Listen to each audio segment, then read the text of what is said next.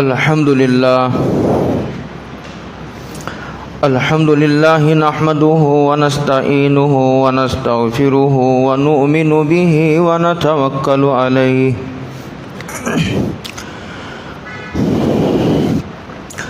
ونعوذ بالله من شرور أنفسنا ومن سيئات أعمالنا من يهده الله فلا مضل له ومن يضلله فلا هادي له ونشهد أن لا إله إلا الله وحده لا شريك له لا ضد له ولا ند له لا مثل له ولا مثال له ونشهد أن سيدنا وسندنا ونبينا ومولانا محمدا عبده ورسوله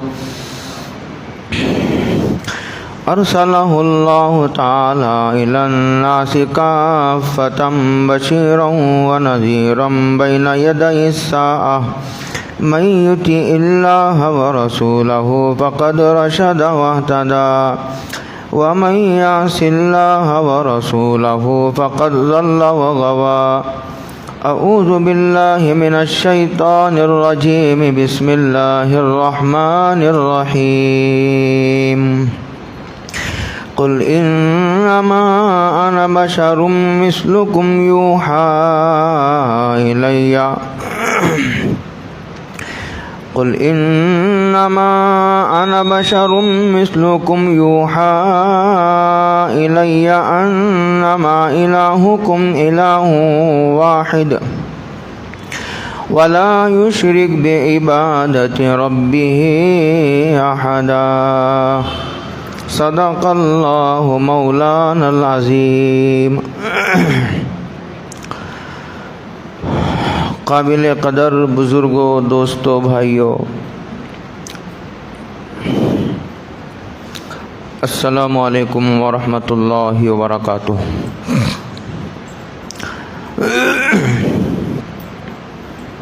قرآن مجید کی 21ویں پارے سورہ احزاب میں اللہ رب العالمین نے یہ ارشاد فرمایا، لقد کان لکم فی رسول اللہ اسوۃ حسنہ لمن کان یرجو اللہ والیوم الآخر وذکر اللہ کثیرا۔ تحقیق کے حضرت رسول اللہ صلی اللہ علیہ وسلم کی ذات گرامی میں تمہارے لیے بہترین نمونہ موجود ہے زندگی گزارنے کا۔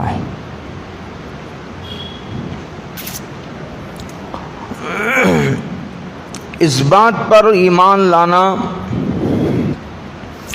دنیا کے ہر مسلمان مرد و عورت پر ضروری ہے، اور اس بات کو دل کی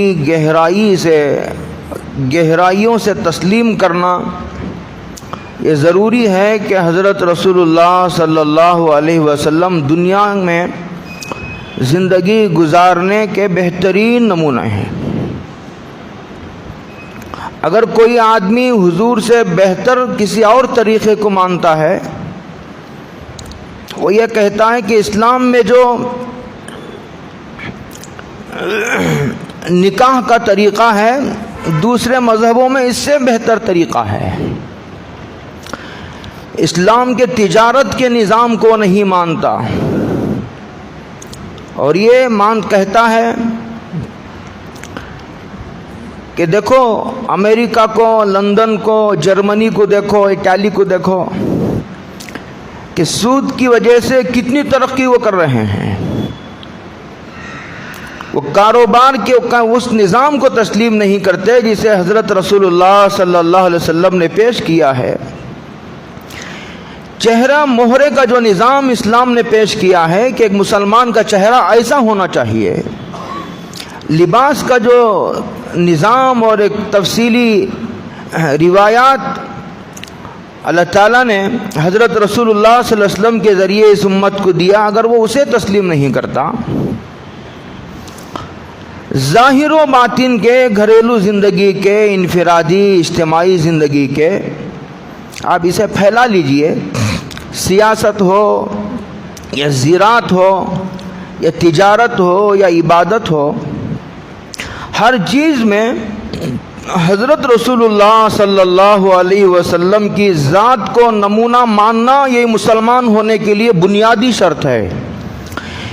ایک آدمی اسلام اور حضور کے طریقے سے بہتر کسی طریقے کو سمجھتا ہے تو وہ نماز پڑھنے کے باوجود کافر ہے۔ حضرت رسول اللہ صلی اللہ علیہ وسلم کا طریقہ دنیا کا سب سے خوبصورت اور بہترین طریقہ ہے۔ حضور پوری قیامت تک آنے والی انسانیت کے لیے یہ نمونہ ہے، اور دنیا کے ہر انسان کے لیے نمونہ ہے۔ ڈاکٹر کے لیے بھی حضور نمونہ ہیں، انجینئر کے لیے بھی نمونہ ہیں، استاد کے لیے بھی، شاگرد کے لیے بھی، شیخ کے لیے بھی، مرید کے لیے بھی، بادشاہ کے لیے بھی، اور رعایا کے لیے بھی، شوہر کے لیے بھی، بیوی کے لیے بھی، آقا کے لیے بھی، غلام و نوکر کے لیے بھی، اور زندگی کے ہر شعبے میں، چاہے وہ کوئی بھی شعبہ ہو، دنیا کے ہر ملک والے کے لیے، کالے کے لیے، گورے کے لیے، مرد و عورت کے لیے، بچے کے لیے، جوان کے لیے، بوڑھے کے لیے، سب کے لیے حضرت رسول اللہ صلی اللہ علیہ وسلم کی زندگی میں نمونہ موجود ہے۔ لیکن ایک بات اور تفصیل کے لیے میں آگے بڑھ جاؤں گا تو بات ذہن سے نکل جائے گی۔ قرآن مجید نے یہ کہا کہ تحقیق کے تمہارے لیے، یعنی تمہارے لیے یعنی صحابہ کے لیے، اس لیے کہ حضور کو دیکھنے والے تو صحابہ ہی ہیں، ہم تو حضور کو ہم نے دیکھا نہیں ہے۔ یہ بات بہت قابل غور ہے کہ حضرت رسول اللہ صلی اللہ علیہ وسلم کی زندگی کو اور سیرت کو، ان کے احادیث کو سننے والے اور قرآن کریم جن کے سامنے نازل ہوا ہے وہ حضرات صحابہ کرام رضی اللہ تعالی عنہم اجمعین کی ذوات مقدسہ ہے۔ اسی لیے قرآن کریم جگہ جگہ نبی کے بعد اس جماعت کے تقدس، اس کی بزرگی، اس کی عظمت پر کلام کرتا ہے، اور کہتا ہے کہ اگر اس جماعت کا تقدس اور بزرگی کے تعلق سے تمہارے دل میں ذرہ برابر بھی اگر شبہ پیدا ہو گیا تو پھر جو ہے ہمارے ایمان کی خیر نہیں، اس لیے کہ قرآن کو ہم تک پہنچانے والے یہی صحابہ کرام ہیں، اور احادیث مبارکہ کو انہوں نے ہی سن کر محفوظ کر کے ہم تک پہنچایا ہے۔ اسی لیے قرآن اور حدیث کی وہ تشریح جو صحابہ نے کی ہے وہی معتبر ہے۔ اسی لیے صحابہ کی تفصیلات کے بغیر نہ حدیثوں کو سمجھا جا سکتا ہے، اور نہ حدیثوں کو سامنے رکھے بغیر قرآن مجید کو سمجھا جا سکتا ہے۔ پورے کا پورا یہاں سے وہاں تک اندھیرا ہے۔ اسی لیے آپ یاد رکھیں میری اس بات کو، دنیا میں جب بھی کوئی گمراہ فرقہ پیدا ہوا، چھوٹا ہو یا بڑا، اور اب بھی جو بھی پیدا ہو رہا ہے، سب سے پہلے وہ صحابہ کی ذوات مقدسہ پر حملہ کرتا ہے کہ درمیان سے ان کو پہلے ہٹاؤ تو سارا اسلام اندھیرا ہے۔ تو قرآن کریم نے کہا تمہارے لیے حضرت رسول اللہ صلی اللہ علیہ وسلم کی ذات میں نمونہ ہے، اس کا سب سے پہلے مصداق صحابہ کرام ہیں۔ اس لیے کہ اس وقت جب یہ خطاب کیا جا رہا ہے وہ تو حضور ہی وہاں موجود تھے، یہ صحابہ ہی موجود تھے حضور کے سامنے، حضور کو دیکھنے والے، حضور کو سننے والے، حضور کے براہ راست شاگرد وہ صحابہ کرام ہیں، جن کی تربیت اللہ تعالیٰ نے حضرت رسول اللہ صلی اللہ علیہ وسلم کے ذریعے کرائی، اور جن کی صحبت کے لیے صحابہ کو چنا گیا۔ اس انبیاء کا انتخاب ہوتا تھا، انبیاء کے ساتھ رہنے والوں کا بھی انتخاب ہوتا تھا۔ صحابہ کا باقاعدہ انتخاب ہوا حضور کی صحبت میں رہنے کے لیے، سننے کے لیے، دیکھنے کے لیے، تاکہ یہ اس دین کو دیکھے، سنے، سمجھے، پھر اس کے بعد یہ بعد والوں تک پہنچائے، لیکن دو شرطوں کے ساتھ۔ قرآن مجید نے کہا کہ حضور کی زندگی کو وہ آدمی نمونہ بنا سکتا ہے جو مومن ہے، جسے آخرت پر یقین ہو، جو مرنے کی بعد والی زندگی کا جسے یقین ہو کہ مجھے مرنا ہے، مرنے کے بعد حساب کتاب ہے، جنت ہے، دوزخ ہے، ترازو ہے۔ جو یہ سمجھے گا کہ مر جانے کے بعد آدمی ختم ہو جائے گا تو اسے برائیوں سے بچنے کی کیا ضرورت ہے، اس لیے قرآن کریم نے دو قیدیں لگائی، لمن کان یرجو اللہ والیوم الآخر، جو اللہ پر ایمان لاتا ہو اور حضور پر، نبی پر ایمان لائے بغیر اللہ پر ایمان لانا معتبر ہی نہیں ہے۔ ایک آدمی کہتا کہ میں اللہ کو مانتا ہوں، نبی کو نہیں مانتا، تو اس کا مطلب یہ ہے کہ وہ اللہ کو بھی نہیں مانتا۔ یہ عجیب بات ہے جو قرآن کریم نے کہی ہے۔ یوں کہنا چاہیے تھا قرآن کریم کو کہ جو اللہ کو اور اس کے رسول کو مانتا ہے، یوں کہنا نا، لیکن یوں کہا جا رہا ہے کہ جو اللہ کو اور یوم آخرت پر ایمان رکھتا ہے۔ اس کا مطلب یہ ہے کہ اللہ کے رسول کو ماننا ایسا ہی ہے جیسے وہ اللہ کو مان رہا ہو۔ اگر وہ حضور پر ایمان نہیں لاتا کہ حضور اللہ کے رسول ہیں، تو اس کا مطلب یہ ہے کہ وہ اللہ پر بھی اسے بھروسہ نہیں ہے، کیونکہ وہ پروردگار ہے۔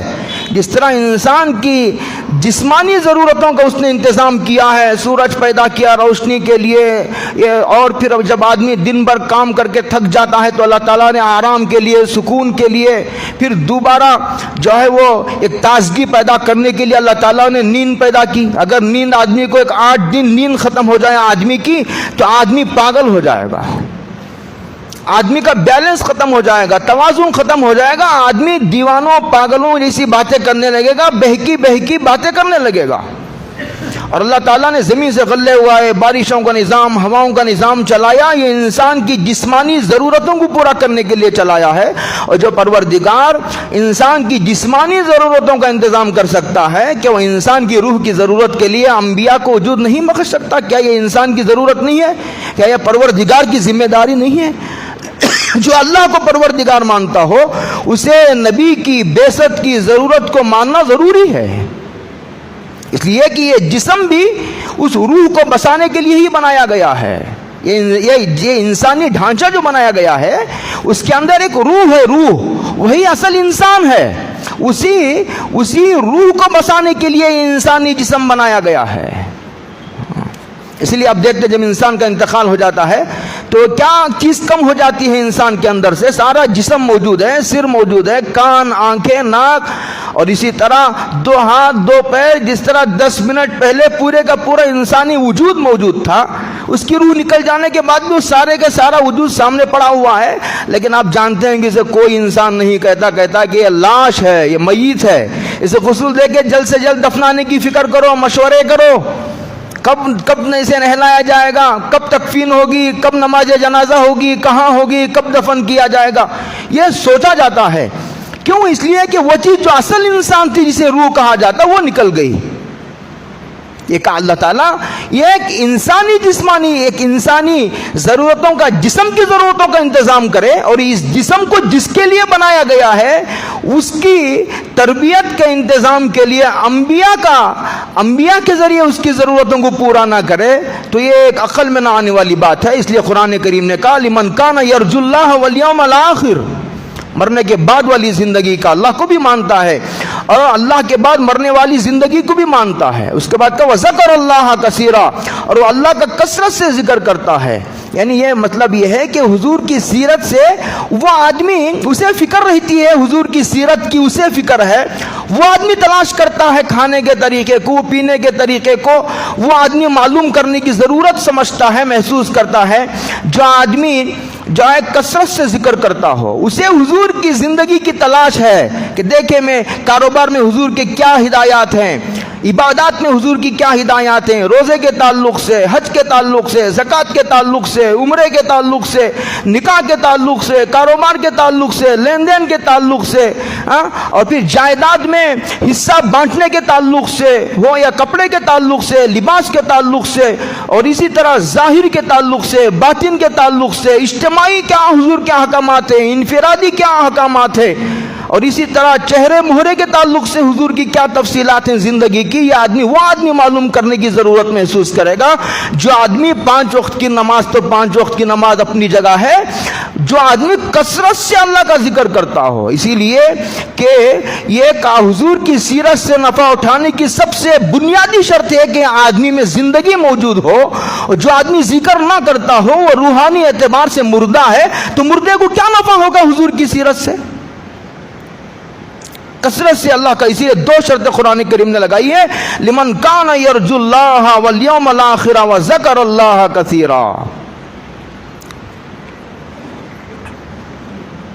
آپ دیکھیں گے حضرت رسول اللہ صلی اللہ علیہ وسلم کی زندگی کے 2-3 بڑے نمایاں پہلو ہیں. ایک تو حضرت رسول اللہ صلی اللہ علیہ وسلم کا علم ہے، جس کے بارے میں قرآن مجید نے، جس کے بارے میں خود حضور نے فرمایا اوتیت علم الاولین والآخرین، کہ مجھے اولین و آخرین کا، تمام انبیاء کا علم مجھے عطا کیا گیا ہے. اگر کوئی اب حضور کی سیرت پر، حضور کی احادیث پر، کتاب و سنت پر پورے اخلاص و استقامت کے ساتھ عمل کرتا ہے تو وہ ایسا ہے جیسا وہ تمام انبیاء کی شریعتوں پر عمل کر رہا ہے. اس لیے کہ تمام انبیاء کے شریعتوں کا خلاصہ حضرت رسول اللہ صلی اللہ علیہ وسلم کی شریعت میں رکھ دیا گیا ہے. اسی لیے اب کسی اور مزید نبی کے آنے کی ضرورت بھی نہیں ہے. اس لیے کہ حجۃ الوداع کے موقع پر یہ اعلان بھی کر دیا گیا کہ آج ہم نے تمہارے لیے تمہارے دین کو مکمل کر دیا ہے. اب کوئی نیا نبی نہیں آئے گا، اس کی ضرورت بھی نہیں ہے. اور اسی طرح کوئی نئی کتاب کی، نئی شریعت کی زندگی گزارنے کی کسی طریقے، اسی لیے کہ حضور نے ارشاد فرمایا کہ کوئی ایسی چیز نہیں ہے کہ جس کے حکم دینے کی ضرورت تھی اور میں نے حکم نہ دیا ہو، اور کسی چیز سے منع کرنے کی ضرورت ہو میں نے منع نہ کیا، ایسا نہیں ہے. اصول کی شکل میں ہو یا جزئیات کی شکل میں حضرت رسول اللہ صلی اللہ علیہ وسلم نے اس ضرورت کو پورا فرما دیا ہے. اور ایک طرف تو حضور کے مقامات ہیں، حضور کے مقامات تک رسائی تو کسی نبی کی بھی نہیں ہے. کوئی انسان، کوئی صحابی تو کیا اس کی تفصیلات بیان کر سکتا ہے، کوئی فرشتہ کیا اس کی تفصیلات کو جان سکتا ہے. کسی نبی کو بھی یہ مجال نہیں ہے، وہاں تک ان کی پہنچ نہیں ہے کہ حضور کے مقامات کو بیان کر سکے. ایک تو علم ہوا، اور ایک طرف تو یہ، اور ایک تو حضور کی خصوصیات ہے. خصوصیات ایسی حضرت رسول اللہ صلی اللہ علیہ وسلم کی جو حضور کے ساتھ خاص ہیں، اس کو بیانوں میں ذکر کیا جاتا ہے. حضور کے معجزات کو بیان کیا جاتا ہے. حضور کی یہ خصوصی جو ذاتی زندگی تھی اس کی طرف حضور نے نہ کبھی بلایا ہے نہ اس کی دعوت دی ہے، بلکہ حضور نے اس سے منع فرمایا. جیسے حضور نے صحابہ کو کہا کہ تم صوم وصال رکھنے سے میں تمہیں منع کرتا ہوں کہ افطار کیے بغیر روزے پر روزہ رکھنا شروع کر دے آدمی. تو صحابہ نے پوچھا کہ حضور صوم وصال سے آپ ہم کو تو منع کرتے لیکن خود صوم وصال رکھتے ہیں. صوم وصال کہتے ہیں کہ ایک آدمی ایک روزہ رکھے، افطار کیے بغیر پھر دوسرا روزہ شروع کر دے. تو حضور نے فرمایا کہ میرا رب تو مجھے کھلاتا ہو پلاتا ہے، تم میں کون ایسا ہے جو اس کو برداشت کر سکے؟ تم میں سے کس کے اندر اس کی سکت ہے؟ تو ایک تو ہو گئے خصوصیات، ایک طرف ہو گیا علم، اور ایک طرف ہو گیا حضرت رسول اللہ صلی اللہ علیہ وسلم کے معجزات اور خصوصیات. ایک طرف ہو گئے حضور کے مقامات، اور یہ ایک عام زندگی ہے جسے سامنے رکھ کر کے یہ ایک انسانی، یہ ایک فرد واحد بھی اس سے نفع اٹھا سکتا ہے، اور یہ پوری کی پوری جماعت بھی اسے سامنے رکھ کر اپنی زندگی کے لیے جو ہے ایک نمونہ متعین کر سکتا ہے، اپنی زندگی کا ایک رخ متعین کر سکتا ہے. اب حیرت کریں گے، میں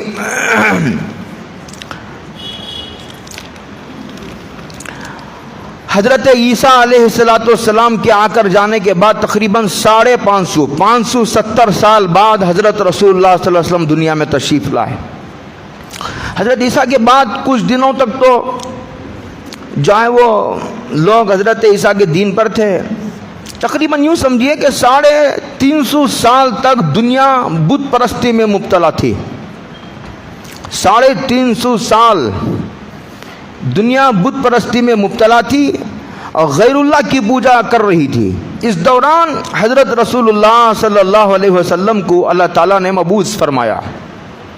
اور یہ سمجھنے کی بات ہے کہ یہ جو اس وقت حجاز جسے مکہ کہتے ہیں، حجاز تو ایک بڑے وسیع رقبے کا نام ہے. جو مکہ ہے، یہ مکہ یہ کسی حکومت کے تابع نہیں تھا. اس وقت بہت ساری حکومتیں تھیں، لیکن ایک دنیا کا ایک کٹا ہوا حصہ ایک مکہ تھا جس پر کسی بادشاہ کی حکومت نہیں تھی. اس علاقے میں اللہ تعالیٰ نے حضرت رسول اللہ صلی اللہ علیہ وسلم کو مبعوث کیا تھا. یہ آزاد تو تھے، لیکن یہ خواہشات کے ایسے پجاری بن چکے تھے اور اپنے نفسانی خواہشات کے ایسے قیدی بن چکے تھے، اور پھر بہت سارے بتوں کی پوجا اور پھر ان کے سامنے ان کی عبادت کرنے میں ایسے گرفتار تھے یہ لوگ کہ اس سے آزاد نہیں تھے. یہ نفسانی خواہشات کے قیدی بن چکے تھے. بے شک حکومتوں سے یہ آزاد تھے. ایسے میں حضرت رسول اللہ صلی اللہ علیہ وسلم کو پیدا کیا گیا. حضرت رسول اللہ صلی اللہ علیہ وسلم ظاہر بات ہے کہ حضور کو یتیم، حضور جو پیدا ہوئے وہ یتیم پیدا ہوئے. اس کی پیشین گوئیاں بہت پہلے کتابوں میں دی گئی تھی، بڑی تفصیلات ہیں کہ جب حضرت رسول اللہ صلی اللہ علیہ وسلم کا ملک شام کا سفر ہوا تو ایک راہب نے ابو طالب کے ساتھ وہ سفر ہوا تھا، تو انہوں نے حضرت رسول اللہ صلی اللہ علیہ وسلم کو دیکھ کر کے پوچھا کہ یہ بچہ کون ہے؟ کہا کہ یہ میرا بیٹا ہے. تو اس راہب نے انکار کیا، نہیں یہ تمہارا بیٹا تو نہیں ہو سکتا، یہ تمہارا بیٹا تو نہیں ہو سکتا. تو انہوں نے کہا کہ پھر انہوں نے تفصیلات بتائی کہ ہم مکے سے آ رہے ہیں، ان کے پیدا ہونے سے پہلے ان کے باپ عبداللہ کا انتقال ہو گیا، فلاں تفصیلات بتائی. تو اس راہب نے کہا کہ یہی وہ آخری نبی ہے جس کے پیدا ہونے کی پیشن گوئی کی گئی تھی، اور ہماری کتابوں میں یہ بتایا گیا ہے کہ اس امت کا جو آخری نبی پیدا ہوگا اس کے پیدا ہونے سے پہلے اس کے باپ کا سایہ سر سے اڑ گیا ہوگا. اس امت کا آخری نبی یتیم پیدا ہوگا. اللہ اکبر. جب ابو طالب کو ماننا پڑا کہ ہاں چونکہ اس وقت اس کا کوئی سرپرست نہیں، اس لیے میں نے کہہ دیا کہ یہ میرا بیٹا ہے، ورنہ حقیقت میں یہ میرا بیٹا نہیں ہے، اس کے پیدا ہونے سے پہلے اس کے باپ کا سایہ اڑ گیا ہے. حضرت رسول اللہ صلی اللہ علیہ وسلم یتیم پیدا ہوئے. اس کے بعد جو ہے ان کی ماں کا بھی چند سالوں میں انتقال ہو گیا، حضرت آمینہ کا. اس کے چند سالوں کے بعد لوگ کہتے ہیں کہ دنیا میں خدا کے بعد سب سے بڑا سہارا وہ باپ ہوتا ہے. پیدا ہونے سے پہلے اللہ تعالیٰ نے اس سہارے کو چھین کر یہ بتایا کہ باپ کو سہارا ہم نے بنایا ہے، ورنہ تو باپ کے ہوتے ہوئے بھی اصل سہارا ہم ہیں. ان جھوٹے سہاروں کی نفی کرنے کے لیے اللہ تعالیٰ نے حضرت رسول اللہ صلی اللہ علیہ وسلم کی شروع سے تربیت ہی ایسی فرمائی. اس کے بعد آمینہ جو ماں، باپ کے بعد سب سے بڑا سہارا تو ماں ہوتی ہے.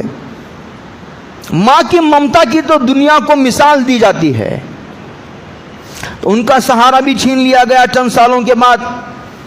پھر اس کے بعد دادا عبد المطلب تھے، ان کے پرورش میں حضرت رسول اللہ صلی اللہ علیہ وسلم آ گئے. دیکھتے ہیں کہ بھی 8 سال کی عمر ہوتے ہوتے دادا عبد المطلب کا بھی انتقال ہو گیا ہے. اس کے بعد ایک غریب چچا ابو طالب ہیں کہ ان کے خود اتنے بچے کہ ان کا خرچہ ان سے برداشت نہیں ہوتا. ایسے گھر میں حضرت رسول اللہ صلی اللہ علیہ وسلم کو ان کی تربیت میں دیا گیا، دنیا کو یہ بتانے کے لیے کہ تمام سہاروں سے کاٹ کر صرف اخلاق، علم، عمل اور کردار کی قوت پر اس نبی کو ابھار کر دکھاتے ہیں. اور یاد رکھو قیامت کی صبح تک سب سے بڑی طاقت وہ علم کی طاقت ہے، سب سے بڑی طاقت جو ہے وہ عبادت کی طاقت ہے، سب سے بڑی طاقت آج بھی پوری دنیا پر حکومت کرنے والی طاقت وہ علم کی طاقت ہے. آج بھی ساری دنیا کو جس کی ضرورت ہے، حکومتوں کو جس کی ضرورت ہے، پیسے والوں کو جس کی ضرورت ہے، وہ علم کی ضرورت ہے. علم کی طاقت ہی آج بھی ساری دنیا پر حکومت کر رہی ہے. دعا والے ہی آج بھی پوری دنیا پر، پہلے بھی دعا والوں نے ہی حکومت کی تھی. آج بھی ذرا توجہ سے دیکھیے، ذرا یہ تعصب والا چشمہ اتار کر کے دیکھیے. جب آپ ڈاکٹر کو غیر ڈاکٹر کو پہچان سکتے ہیں، جب آپ کو معلوم ہے کہ یہ ڈرائیور ہے یہ ڈرائیور نہیں ہے، جب آپ جوان بوڑھے میں فرق کر سکتے ہیں، جب آپ ایک بے لکھے پڑھے اور پڑھے لکھے انسان میں فرق کر سکتے ہیں، ایک گریجویٹ اور ایک ان پڑھ انسان میں آپ فرق کر سکتے ہیں، ایک ٹیلر اور غیر ٹیلر میں تم فرق کر سکتے ہیں، اور کہتے ہو کہ یہ میکینک ہے یہ میکینک نہیں ہے، یہ کاریگر ہے یہ کاریگر نہیں ہے. جب اتنی اتنی سب تمہیں پہچان ہے، یہ کیسے ناممکن ہے؟ یہ کیا تعصب کا چشمہ پہنے ہوئے ہو؟ کیا اتنے بڑے چشمہ، اتنا بڑا سورج دنیا میں نکلا ہو، کیا اتنے پوری دنیا کو جس نے روشن کیا ہو، کیا اسے نہیں پہچان سکتے کہ یہ نبی ہے، غیر نبی ہے، کہ یہ علم والا ہے، یہ غیر علم والا ہے، یہ اخلاق والا ہے، غیر اخلاق والا ہے، یہ دعا والا ہے، یہ غیر دعا والا ہے، یہ عبادت والا ہے، غیر عبادت والا؟ پوری دنیا میں حضرت رسول اللہ صلی اللہ علیہ وسلم کو جو ترقی ملی، اور حضرت رسول اللہ صلی اللہ علیہ وسلم کا مشن جو پوری دنیا میں جڑ پکڑا ہے، وہ علم کی بنیاد پر، عمل کی بنیاد پر، عبادت کی بنیاد پر، دعاؤں کی بنیاد پر، اور حضرت اخلاق کی بنیاد پر، کردار کی بنیاد پر انہوں نے دنیا کو فتح کیا۔ تلوار کی بنیاد پر دنیا کو فتح کرنے کا یہ نعرہ، یہ پروپگنڈا غلط ہے، اور اس کا کوئی جو ہے سرا موجود نہیں ہے پوری تاریخ کی کتابوں میں۔ آپ کو یہ حقیقت یاد رہنی چاہیے۔ تو یہ حضور جو پیدا ہوئے یتیم، اس کی پیشن گویاں پہلے موجود تھی، باپ کا سہارا اٹھا لیا گیا۔ یہ اسباب کی پوجا کرنے والوں کو یہ سبق دیا گیا کہ اسباب کو اختیار کرنے کا ہم نے حکم تو دیا ہے، دنیا کو ہم نے دارالاسباب بنایا ہے، لیکن اسباب کے پیچھے ایک بہت بڑی طاقت کام کر رہی ہے۔ اسباب کو اختیار کرنے سے منع نہیں کیا جا رہا ہے، حرام اسباب سے روکا جا رہا ہے، اور پھر اسباب کی قوت کی نفی کی جا رہی ہے کہ اسباب کی ایک حیثیت ہے، اسباب کا ایک درجہ ہے۔ جیسے ایک آدمی کو حکم دیا جاتا ہے کہ تم کما کر کھاؤ، تو وہ کیا کر سکتا ہے؟ وہ اتنا ہی کر سکتا ہے کہ وہ جا کر ایک روم کرائے پر لے لے دکان، اور وہاں اسے جو ہے سامان سے بھر دے، اس میں بھنڈوال۔ لیکن گاہکوں کو کون مجبور کر سکتا ہے؟ اگر کوئی گاہک نہ آئے، کسٹمر نہ آئے، تو کیا آدمی لڑائی کرے گا محلے والوں سے؟ کیا دنیا والوں سے جھگڑے مول لے گا؟ کسٹمر سے گاہک اب بھی خدا کے قبضے قدرت میں ہے۔ حضرت رسول اللہ صلی اللہ علیہ وسلم کی یہ غریب چچا کے گھر میں پرورش کر کے دنیا والوں کو یہ بتایا گیا کہ یہ مالداری وہ غریبی بنیاد نہیں ہوتی، اخلاق و کردار جس کی بنیاد پر اس آخری نبی کو اٹھایا گیا ہے۔ اور آج بھی یہ سبق ہے کہ اسی بنیاد پر یہ امت آج بھی نمایاں ہوگی، اور اس کا ستارہ اسی وقت بلند ہو سکتا ہے جب یہ حضور کے اعمال، اخلاق، علم کو سینے سے لگائے۔ اس کے بعد دادا کا بھی انتقال ہو گیا، چچا ابو طالب ہیں، پھر دائی حلیمہ سے دودھ پلایا گیا۔ آپ کو معلوم ہے، حیرت کی بات ہے، جیسے میں کہہ رہا تھا کہ حضور کو عرب میں پیدا کیا گیا۔ عرب آج بھی وہاں کچھ نہیں اگتا، تو 1450 سے جدھر دیکھو ادھر پہاڑ، جدھر دیکھو ادھر ریت بالو، اس وقت بھی کچھ نہیں اگتا تھا، آج بھی وہاں کچھ نہیں اگتا ہے۔ ایسی سرزمین میں حضرت رسول اللہ صلی اللہ علیہ وسلم کو پیدا کیا گیا، اور جہاں پیدا کیا گیا اس قوم کے پاس بھی کچھ نہیں تھا، نہ ان کے پاس علم تھا، نہ ان کے پاس عمل تھا، نہ ان کے پاس کوئی کردار تھا، نہ وہ جو ہے ان کے پاس کوئی اسکول تھی، نہ ان کے پاس کوئی کالج تھا، نہ وہاں کوئی یونیورسٹی تھی، نہ وہاں کوئی دانشگاہ تھی، نہ وہاں کوئی بہت بڑا عالم تھا، نہ وہاں کوئی بہت بڑا تربیت کرنے والا مرشد و مربی تھا۔ ایسے ماحول میں حضرت رسول اللہ صلی اللہ علیہ وسلم کو مبعوث کیا گیا۔ اس زمین میں بھی کچھ نہیں، اور وہاں بسنے والے انسانوں کے پاس بھی کچھ نہیں کہ حضور ان سے کچھ حاصل کرے۔ پورے تمام اسباب سے کہ باپ کو بھی سائے کو اٹھا لیا گیا، ماں کے سائے کو، دادا کے سائے کو، پھر غریب چچا، پھر اس کے بعد جو ہے جہاں پیدا کیا گیا وہ زمین بھی بانجھ ہے، کچھ نہیں پیدا کر سکتی۔ جیسے عورت جب بچہ پیدا کرنے کی صلاحیت کھو جاتی ہے اسے بانجھ کہا جاتا ہے، وہ زمین بھی بانجھ تھی، وہاں کچھ نہیں اگتا تھا، اور ان لوگوں کے پاس بھی کچھ نہیں تھا کہ حضور ان سے کچھ حاصل کرتے۔ ایسے جگہ حضرت رسول اللہ صلی اللہ علیہ وسلم کو بھیجا گیا۔ اور ایک عجیب و غریب بات ہے، آپ تاریخ میں پڑھیے، سیرت کو پتہ چلے گا کہ حضرت رسول اللہ صلی اللہ علیہ وسلم کو 20 اور 23 سال کی عمر تک بکریاں چرانے کے لیے جنگل بھیجا گیا۔ یہی وہ عمر ہے کہ جس عمر میں آدمی کچھ کیچ کرنے اور اخذ کرنے کی صلاحیت آدمی کے اندر ہوتی ہے۔ ایسے موقع پر جو ہے شہری آلودگیوں سے اور برے ماحول سے بچا کر حضرت رسول اللہ صلی اللہ علیہ وسلم کو بکریاں چرانے کے لیے جنگل بھیجا جاتا ہے۔ تھا بھی کچھ نہیں، اگر تھا بھی تو حضور کو بکریاں چرانے کے لیے جنگل بھیج دیا گیا۔ یہی وہ عمر ہوتی ہے 20 23 سال تک کی عمر، جس میں بچوں کی اخلاق کی نگرانی کی کڑی ضرورت پڑتی ہے کہ یہی وہ عمر ہے جو آدمی اچھائی کو بھی کیچ کرتا ہے، برائی کو بھی کیچ کرتا ہے. اسے ایک برے ماحول سے دور رکھنا یہ بہت ضروری ہوتا ہے. آپ اسے ایک سیرت کا ایک ایسا مت سمجھیے کہ یہ چیز حضور کے ساتھ خاص ہے. اور ایک بات اور ہے غور کرنے کی ہے، میں غور کرتا ہوں کبھی رہ کر کے، کہ وہ جو خاندان تھا جس میں حضور کو پیدا کیا گیا، وہ دنیا کا، وہ صرف مکے کا نہیں، پوری دنیا میں جو ہے دو بہت بڑی قومیں تھی، ایک یہودی ایک عیسائی. وہ دونوں حضرت ابراہیم کو اپنا بڑا مانتے ہیں. یاد رکھیے، ایک طرف عیسائی ایک طرف یہودی، یہ دنیا کی سب سے بڑی دو قومیں ہیں. یہ دونوں قومیں جو ہے حضرت ابراہیم کو بڑا مانتے ہیں. اور حضرت ابراہیم کی جو زوجہ محترمہ تھی، جو مصر کی بادشاہ کی بیٹی تھی، جو انہوں نے حضرت ابراہیم کو ہدیے میں دے دی تھی، اوپر تفصیلی واقعہ ہے. ان کے پیٹ سے جنم لینے والے حضرت اسماعیل کی نسل سے حضور تشریف لائے. تو یہ پوری دنیا کا یوں سمجھیے کہ دنیا کا سب سے بڑا خاندان، قابل احترام خاندان، اس میں حضور کو پیدا کیا گیا. ابھی قریش جو تھی، وہ قریش کی بھی جو یہ ہاشمی بنو ہاشم جو تھے، اس کی ایک شاخ تھی، وہ تو قریش میں بھی سب سے زیادہ قابل عزت شاخ تھی. اس میں حضور کو پیدا کیا گیا. ان میں خاندانی غیرت تھی، ان میں علم کچھ نہیں تھا، جہالت تھی، اجڑ قسم کے لوگ تھے، لیکن خاندانی غیرت تھی. اگر کچھ کہہ دیتا تھا، وہ سینکڑوں سالوں تک وہ جنگ چلتی تھی. لیکن عجیب بات ہے کہ یہ قومی خاندانی غیرت سے بھی حضور محروم رہے.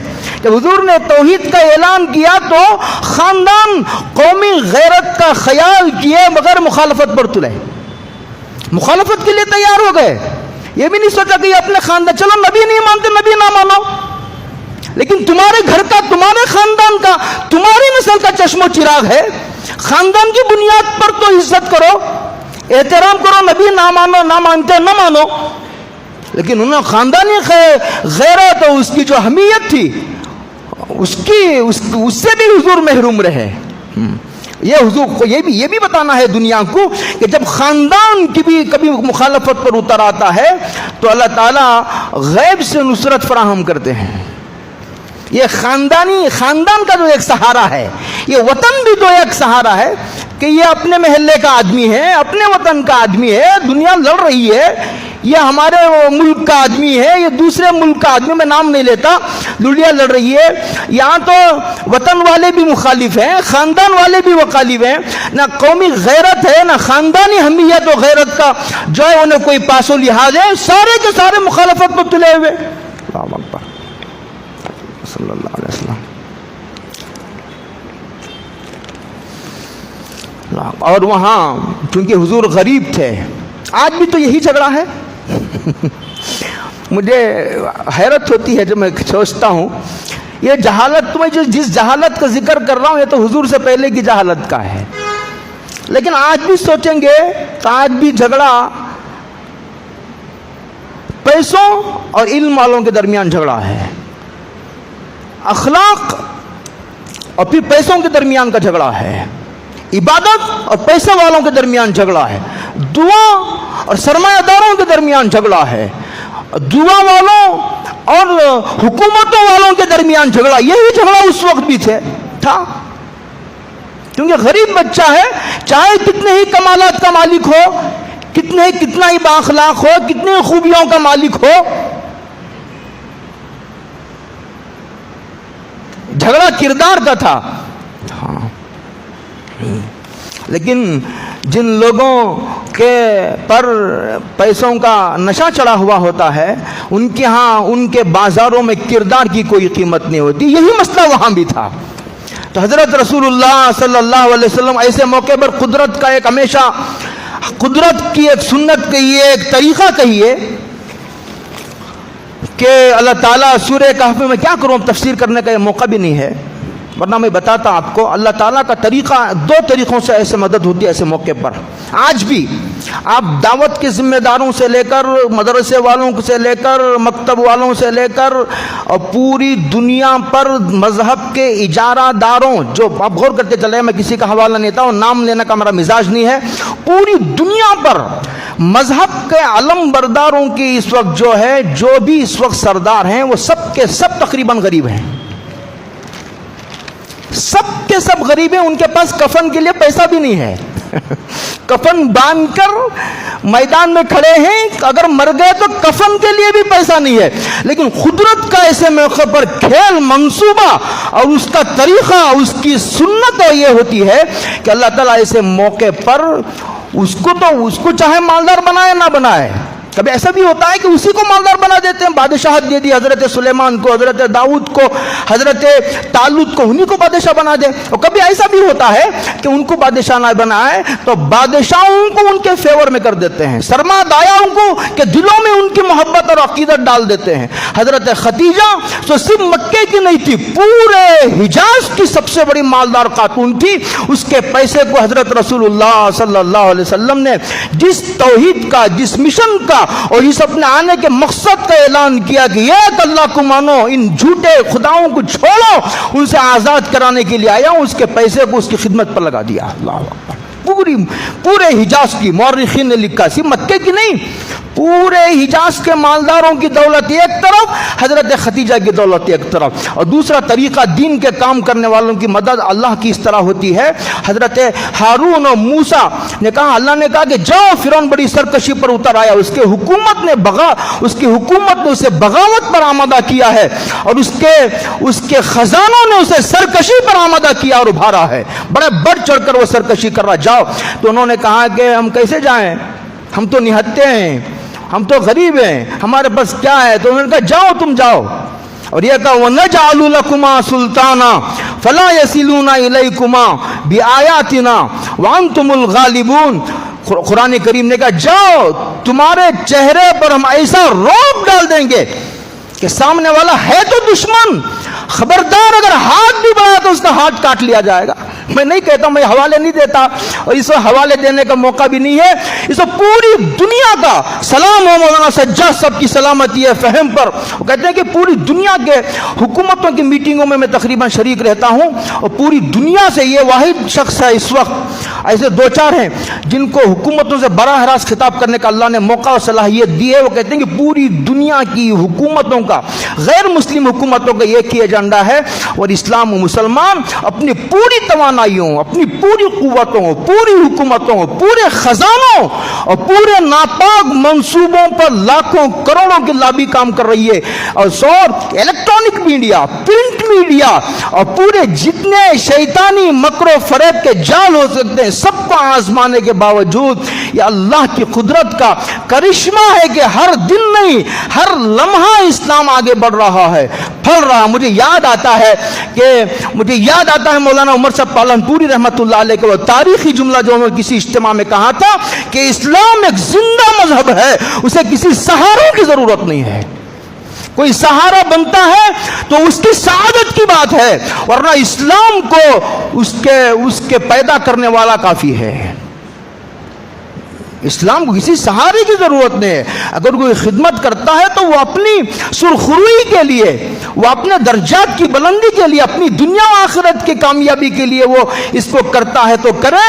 لیکن اگر وہ یہ سمجھ کر کرتا ہے کہ اگر میں نہیں کروں گا تو پھر یہ اسلام دنیا سے مٹ جائے گا، اس قسم کے تمام خیالات کی.